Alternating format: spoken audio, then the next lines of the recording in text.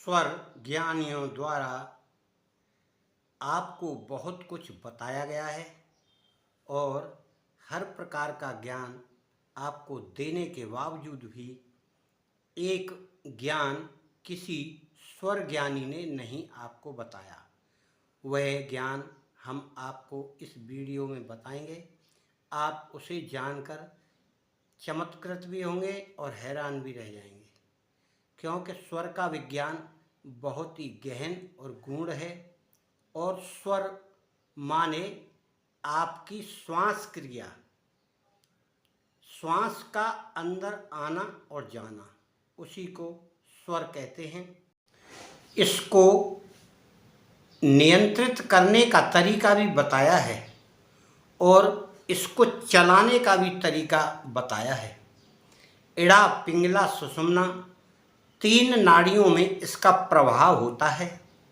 सुषुम्ना का अलग प्रभाव और इड़ा पिंगला का अलग प्रभाव मनुष्य के ऊपर पड़ता है।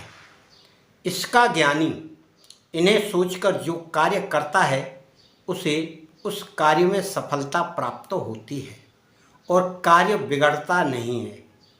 अधिकांश बाएं स्वर से आपको कार्य करना है और उसी तरफ आपको ध्यान देना है, उसी पैर का पहले से प्रयोग करना है चलने में, घर से बाहर निकलने में, और उस तरफ के व्यक्ति आपकी मदद करेंगे।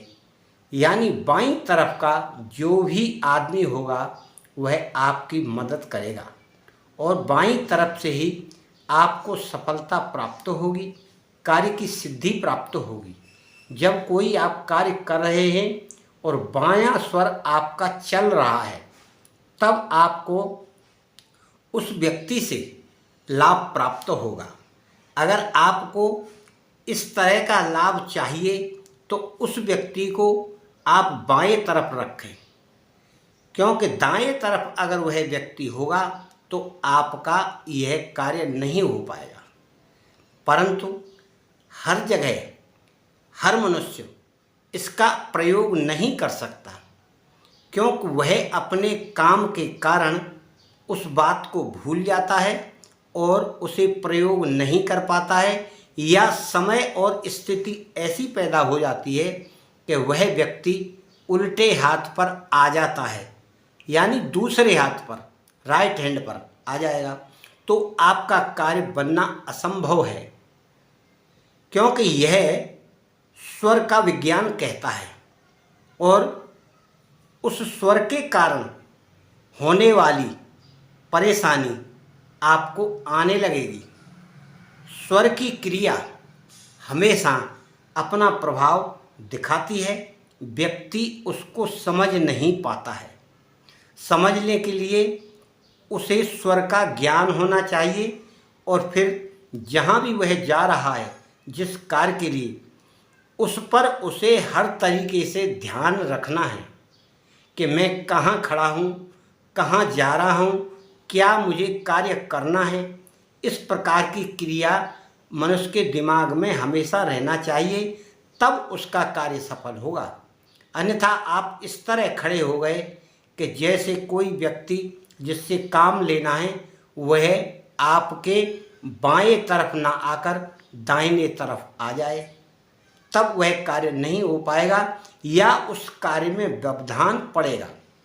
इस प्रकार के बहुत सारे दृष्टांत या बहुत सारे प्रयोग हमारे ज्ञानियों ने बताए हैं और जो उनके विषय में ज़्यादा जानकारी रखता है उन्होंने भी बहुत सारा ज्ञान इस पर दिया है। परंतु गूढ़ रहस्य जो हम बात कर रहे थे वह गूढ़ रहस्य इसका क्या है। एक हमारे बुद्धिजीवी ने बताया है कि आप अपने स्वर को यानी श्वास को बदल सकते हैं। अगर आपको बाएं में चाहिए तो बाएं में बदल लो, दाएं में चाहिए तो दाएं में बदल लो। अगर हमें कोई कार्य बदल कर करना है तो वह प्रभावी नहीं होगा, क्योंकि स्वतः की हुई क्रिया या हमारे शरीर ने जो ग्रहण किए वह क्रिया स्वतः चलना चाहिए, तब आपको उस कार्य की सिद्धि होगी। ऐसा ना हो कि आपका दायां स्वर चल रहा हो और आपको चाहिए बायां स्वर, तो आप उसे लेट कर चला लें और फिर चलने की तैयारी करें। तो ऐसा नहीं करना है, क्योंकि हम यदि किसी श्वास क्रिया को बदलेंगे तो यह तो हमारी मर्जी का खेल हुआ, या हमने अपनी मर्जी से उसको बदला। इसलिए स्वतः चलने वाली क्रिया जो आपको प्राप्त हो रही है, इड़ा की हो, पिंगला की हो, यानी लेफ्ट में हो या राइट में हो, तभी आपको कार्य का ध्यान करना है। अधिकांश बाएं नासिका से चलने वाली श्वास क्रिया में आपको वह स्वर प्राप्त होता है जिसे हम कहते हैं चंद्र स्वर, क्योंकि सूर्य स्वर दाहिनी तरफ होता है और वह उग्र होता है, कार्यों को बिगाड़ने वाला होता है, और चंद्र स्वर शांति धारण करने वाला, शांति से क्रिया को करने वाला, और जो कार्य आप कर रहे हैं वह शांति प्रदान करके सफलता दिलाने वाला होता है। इसी प्रकार आप जब सुबह उठेंगे तो आप उसी स्वर का ध्यान करें, यानी नासिका से कौन सी तरफ से श्वास आ रही है, उसी तरफ आप उठकर उसी हाथ का प्रयोग करें, अपने चेहरे पर उसी तरफ को हाथ फेरें ऊपर से नीचे तक, और फिर उसी पैर को नीचे ज़मीन पर पहले रख के आपको उठना है। उठकर आप अपने इष्ट देव का नाम लें, गुरुदेव का नाम लें, उनको प्रणाम करें, उनके दर्शन करें, और कोई मंत्र उनका हो गुरु का तो वह मंत्र 3 बार बोलें। फिर आप अपना कोई कार्य करिए, क्योंकि हर बार व्यक्ति उस श्वास क्रिया पर ध्यान नहीं दे सकता। मान लीजिए शौच क्रिया जा रहा है, फिर वह नहा रहा है, फिर पूजा कर रहा है, इन सब में उसे उस श्वास क्रिया पर ध्यान नहीं जाएगा, क्योंकि उसे अपने कार्य पर भी तो ध्यान देना है। केवल श्वास क्रिया पर उन व्यक्तियों को ध्यान देना है जो किसी विशेष प्रयोजन से विशेष कार्य के लिए बाहर जा रहे हों, या किसी कार्य को करना हो जो अति महत्वपूर्ण है और उसके बगैर उसका काम नहीं चल रहा हो, उसे सिद्ध करना हो या वह सफल करना हो, तब श्वास क्रिया का प्रयोग करके घर से बाहर निकलना चाहिए और उस बाएं श्वास क्रिया को ध्यान में रखकर जाना चाहिए। अगर दायां चलता है तो रुक जाएं थोड़ी देर, अनायासी वह क्रिया स्वतः बदलती है। थोड़ी थोड़ी देर में श्वास क्रिया बाएं से दाएं में और दाएं से बाएं में बदलती है। अगर आप अपने कार्य को सफल करना चाहते हैं तो उस थोड़ी सी घड़ी का इंतज़ार करें, और जब वह चलने लगे तो आप उठें तो पहले वही पैर यानी बायां पैर ही आगे बढ़ाएं। घर से निकलते वक्त भी बायां पैर बाहर होना चाहिए। यह आपको ध्यान करना है।